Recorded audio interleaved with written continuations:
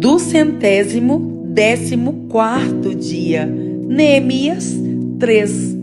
As muralhas da cidade foram reconstruídas da seguinte maneira: Eliasibe, o grande sacerdote, e os seus colegas sacerdotes reconstruíram o portão das ovelhas.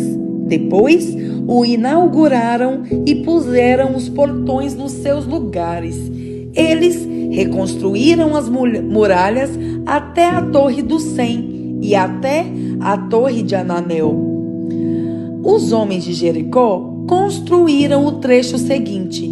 Zacur, filho de Inri, construiu o trecho seguinte. O grupo de famílias de Asenaá construiu o portão dos peixes.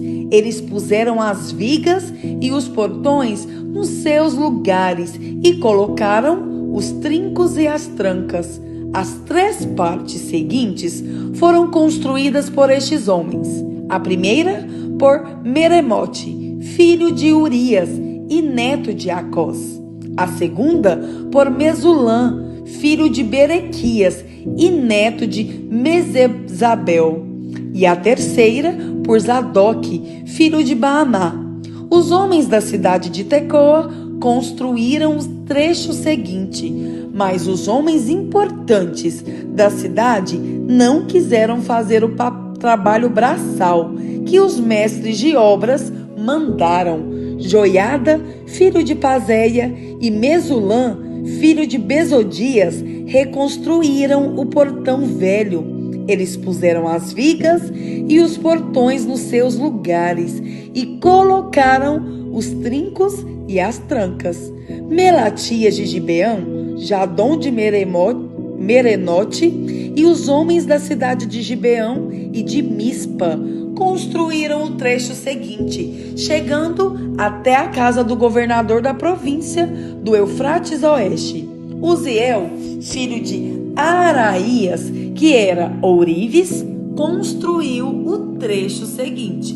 Ananias, que era perfumista, construiu o trecho seguinte, até a muralha larga.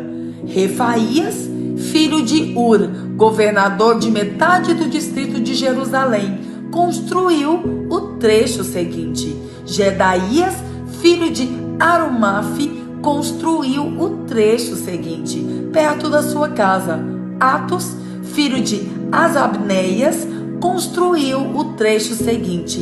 Malquias, filho de Arim, e Assub, filho de Paat-Moabe, construíram o trecho seguinte e a Torre dos Fornos. Salum, filho de Aloés, governador da outra metade de Jerusalém, construiu o trecho seguinte. As suas filhas o ajudaram no trabalho. Anum e os moradores de Zanoa reconstruíram o portão do vale. Eles puseram os portões no lugar, colocaram os trincos e as trancas e consertaram 500 metros de muralha até o portão do lixo. Malquias, filho de Recabe, governador do distrito de Bet-Aquerem, reconstruiu o portão do lixo. Ele pôs os portões no lugar e colocou os trincos e as trancas. Salum, filho de Colosé, governador do distrito de Mispa, reconstruiu o portão da fonte. Ele fez uma cobertura, pôs os portões no lugar e colocou os trincos e as trancas. Na represa de Selá, ao lado do jardim do rei, Salum construiu a muralha até as escadas que descem da cidade de Davi. Neemias, filho de Asbuque, governador de metade do distrito de Bet-Zur, construiu o trecho seguinte, até a sepultura de Davi, até a represa e até as barracas dos soldados.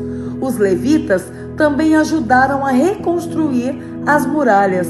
Segue a lista deles. Reum, filho de Bani, construiu o trecho seguinte. Asabias, governador de metade do distrito de Keila, construiu o trecho seguinte. Bavai, filho de Enadad, governador da outra metade do distrito de Keila, construiu o trecho seguinte. Ezer, filho de Jesua, governador de Mispa, construiu o trecho seguinte, em frente do depósito de armas, até o lugar onde a muralha faz esquina. Baruque, filho de Zabai, construiu o trecho seguinte, desde a esquina da muralha até a porta da casa de Eliasibe, o grande sacerdote. Meremote, filho de Urias e neto de Acós, construiu o trecho seguinte, desde a porta da casa de Eliasibe até o fim da casa. Os sacerdotes também ajudaram a reconstruir as muralhas. Segue a lista deles. Os sacerdotes que moravam em redor de Jerusalém construíram o trecho seguinte. Benjamim e Assub construíram o trecho seguinte, em frente das suas casas. Azarias, filho de Maazéias e neto de Ananias, construiu o trecho seguinte, em frente da sua casa. Binui, filho de Enadad, construiu o trecho seguinte, desde a casa de Azarias até a esquina da muralha. Palau, filho de Uzai, construiu o trecho seguinte, começando da esquina e da torre do palácio de cima, perto do pátio da guarda. Pedaías, filho de Parós, construiu o trecho seguinte, até um lugar no leste, perto do portão das águas e da torre que guarda o templo. Isso ficava perto daquela parte da cidade chamada Ofel, onde moravam os homens que trabalhavam no templo. Os homens da cidade de Tecoa construíram o trecho seguinte, que era o seu segundo trecho, desde um ponto do lado contrário à grande torre que guarda o templo até a muralha perto de Ofel. Um grupo de sacerdotes construiu o trecho seguinte, saindo do portão dos cavalos e continuando para o norte. Cada um deles construiu em frente da sua própria casa. Zadok, filho de Imer, construiu o trecho seguinte, em frente da sua casa. Semaías, filho de Secanias, que era o guarda do portão leste, construiu o trecho seguinte. Ananias, filho de Selemias, e Anum, o sexto filho de Zalaf, construíram o trecho seguinte. Este foi o segundo trecho que eles construíram. Mesulã, filho de Berequias, construiu o trecho seguinte, em frente da sua casa. Um ourives, chamado Malquias, construiu o trecho seguinte, até uma casa usada pelos trabalhadores do templo e pelos comerciantes. Essa casa estava ao lado do portão da guarda, perto da sala, que ficava no alto da esquina nordeste da muralha. Os ourives e os comerciantes construíram o último trecho, da sala da esquina até o portão das ovelhas. Neemias 4. Quando Sambalate soube que os judeus estavam reconstruindo as muralhas, ficou furioso e começou a caçoar de nós, diante dos seus companheiros e do exército dos samaritanos. Ele disse: o que é que esses judeus miseráveis estão fazendo? Será que eles pretendem reconstruir a cidade? Será que eles pensam que oferecendo sacrifícios poderão acabar o trabalho em um dia? Será que dos montões de entulho e das pedras que foram queimadas, eles podem tirar pedras para a construção?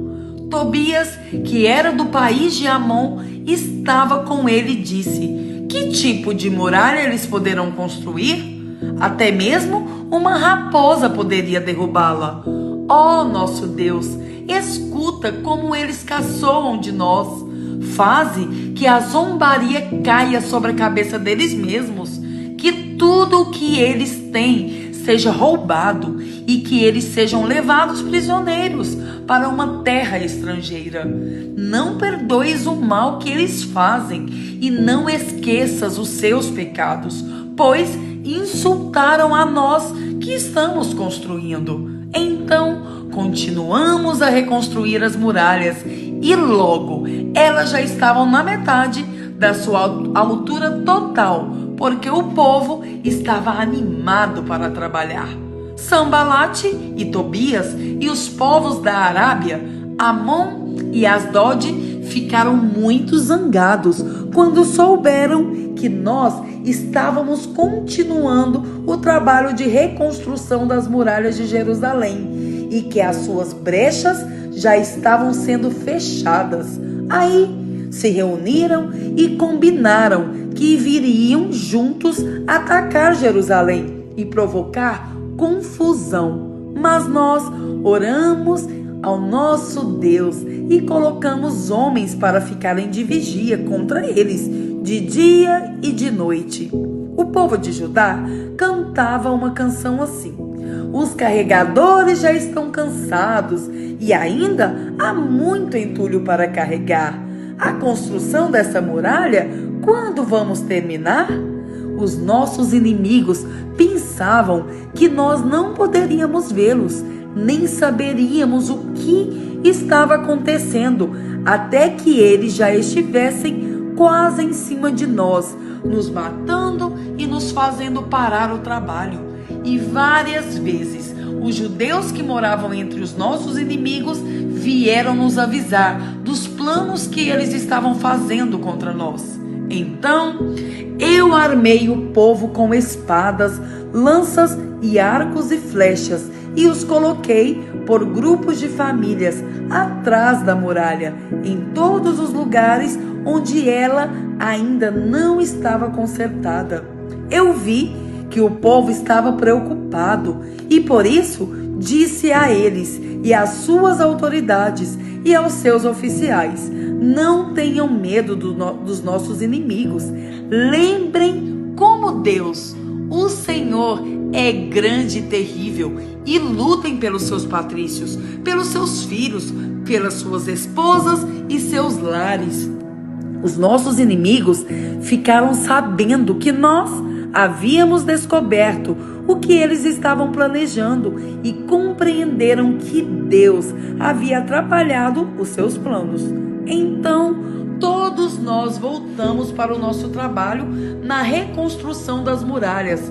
Daí em diante, metade dos homens trabalhava, enquanto os outros ficavam de guarda, armados com lanças, escudos, arcos e flechas e armaduras.